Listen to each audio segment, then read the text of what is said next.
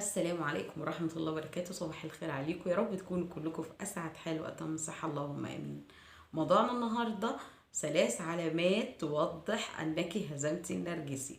زي ما تعودنا مع بعض، لايك وشير وسبسكرايب، ادعموني كتير على صفحتي فيسبوك هناء السيد، ويلا بينا نبدأ الفيديو. أول علامة بتوضح أنك هزمتي النرجسي هي المبالغة في تحقيرك، المبالغة في تجاهلك، المبالغة في عدم الاهتمام بيكي في الوقت اللي انت حققتي فيه نجاحات، سواء نجاحات في نفسك او نجاحات في اولادك، والناس كلها بتشيد بيكي. فالموضوع ده بيخلي النرجسي يتهز من جواه.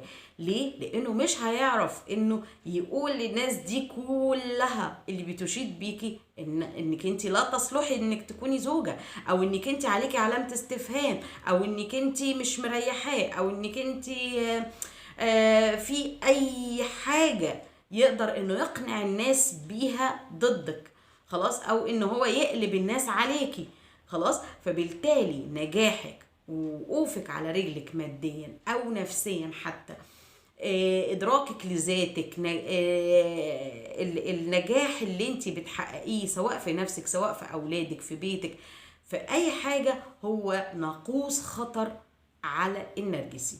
النرجسي مستحيل يتقبل نجاحك، مستحيل يعترف انك انت انسانة محترمة، وانك انت انسانة تستحق التقدير، وانك انت انسانة شايفة مسؤولياتك ومهتمة بيه ومهتمة ببيتك وعاملة كل اللي عليكي قصاد ربنا. لا، هو مستحيل يعترف بهذا. فبالتالي انت هتعملي ايه علشان يداري الهزيمة دي؟ دايما يحسسك بالذنب علشان ما تشوفيش نفسك وما تشوفيش حد جنبك، وبالتالي تبقى انت كل اللي في دماغك ارضاء النرجسي. ازاي انك انت ترضي النرجسي؟ ازاي انك انت تتنازلي وتقعدي بقى تتنازلي تتنازلي تتنازلي لغاية ما يبتدي هو كفته تعلو ويرتقي عليكي، وتبقى انت اللي تحت وهو اللي فوق. تمام؟ فهي لعبة حقيرة دايما النرجسي يمارسها عليكي، هو عدم رضا عليكي، ان هو دايما يحسسك بعدم الرضا، عدم الاهتمام بيكي، تجاهلك. فتلاقي نفسك عمالة بتتنازلي في جميع الاتجاهات، عمالة بتضحي في جميع الاتجاهات على امل ان شيء يرضيه، على امل انك تسعي لارضائه، وبالتالي تبقى انت حاسة انك انت انجزتي او انك انت راضيتيه في شيء. خلاص، ده اذا ما كنتيش عارفه اصلا انه نرجسي.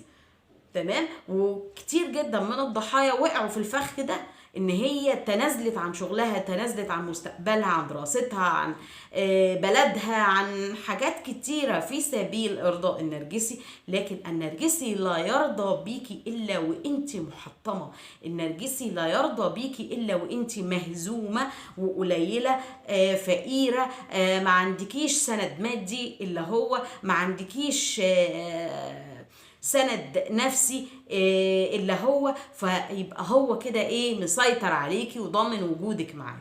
تمام؟ طيب، تاني علامة معانا عندما يرى النرجسي عدم خوفك منه، انك انت مش خايفه منه.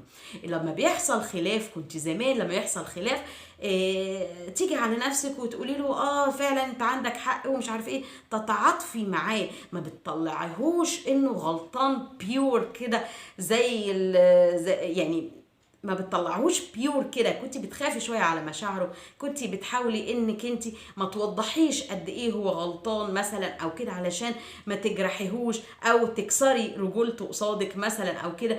فكنت بتيجي على نفسك تلبسي نفسك انت الغلط، خلاص، عشان ما تجرحيهوش هو. لكن دلوقتي الوضع اختلف، انت عرفتي انه نرجسي، وعرفتي انك عايشه مع مضطرب، وعرفتي حاجات كتير، وربطتي بين المعلومات عن النرجسي وبين السلوكيات المضطربة اللي بتظهر دايما قصادك وقصاد ولادك. فالموضوع بالنسبة لك بقى واضح، الموضوع مش تهيؤات، الموضوع بقى اضطراب، انت عايشة في اضطراب بالفعل. فبالتالي ما بقاش عندك التعاطف بتاع زمان، ما بقاش عندك التماس الاعذار بتاع زمان. فهو حاسس بالموضوع ده، ان انت بالنسبة للنرجسي سند، سنده في الدنيا. انت مش عارفه قيمه نفسك بالنسبه للنرجسي. انت سنده في الدنيا.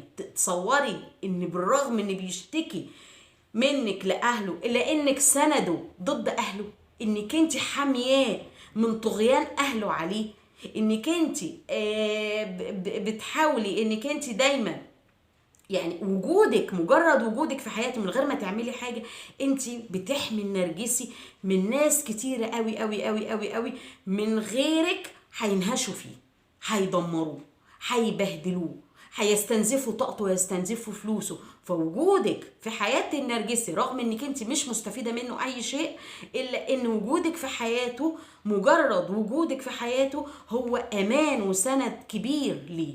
فلما بيحس بعدم تعاطفك وانك انت مش بتدافع عنه قصاد نفسك ومش بتيجي على نفسك عشانه، دي بتبقى شيء كارثي بالنسبة للنرجسي، وبيحس بقد ايه بالفقد. وعشان كده تلاقيه بيعمل بقى طبعا احتقار وغضب نرجسي، وبيبهدلك وبيقلل منك قصاد اي حد، وبيقلب الدنيا عليكي علشان يرجع عايز التعاطف ده تاني، يحس بالسند ده تاني. تمام. العلامة الثالثة اللي بتخلي النرجسي يشعر بالهزيمة أمامك، إنه يبقى مديك الأمان ومديكي، يعني هو حاسس إنك أنت حد أمان جدا بالنسبة له، بيثق فيكي بشكل كبير جدا، ومن كتر ما هو بيثق فيكي جاي يمثل عليكي ويحكي لك على ناس عملوا معاه موقف ما بالكذب. يعني انت عارفه انه كذاب، وتروحي انت مواجهاه وتقولي له لا هم مش غلطانين، هم كويسين وانت الكذاب او انت اللي غلطان. يعني مش يعني يا نهار ابيض، انا مش عارفه، مش عايزه اقولك الصدمه وحجم الصدمه اللي انت بتعمليها له لو انت عملتي موقف زي ده معاه، ان هو مديكي امان مطلق وانتي تخذليه قصادك وتقولي له لا انت اللي غلطان، انت ما كانش المفروض تعمل كذا، انت لازم تعتذر لهم، او انك انت تسامحهم، او انك انت يعني، وانك انت تنصري الطرف التاني ايا كان بقى الطرف التاني ده، بقى مديره في الشغل، صاحبه في في الشارع، اي حد من اخواته، وهو بيحكي على امل ومتاكد مليون تريليون المية انك انت هتقولي ازاي يعملوا كده معاك، ازاي ده هم اللي غلطانين وهم اللي مش كويسين وهم ويتفاجئ انك انت اللي ضده، يتفاجئ انك انت مش متعاطفة خالص معاه، انك انت مع الناس التانية، وممكن انك انت فعلا تبقي انت فعلا مع الناس التانية على اساس الناس التانية فعلا هم فعلا مش غلطانين. يعني طبيعة الموقف اللي هو عمله هو فعلا اللي غلطان، يعني انت مش ضده، ولكن هو شايف انك انت ملكية خاصة، انك انت امان مطلق، خصوصا لو انت انسانة، يعني انسانة محترمة وانسانة متعاطفة وعلى طول مدياله امان في امان في امان في امان. فبالنسبة له موضوع زي ده هو مش مستوعب انك انت تيجي في يوم من الايام تبقي ضده، او انك انت تقولي فلانة او فلان هما الصح وانت الغلط. يعني دي شيء كارثي بالنسبة للنرجسي. خلاص، ده كان اخر الفيديو بتاعنا. يا رب الفيديو يكون عجبكم، يا رب اكون قدرت اشرح النقاط السابق ذكرها. استودعكم الله الذي لا تضيع ودائعه، والسلام عليكم ورحمة الله وبركاته.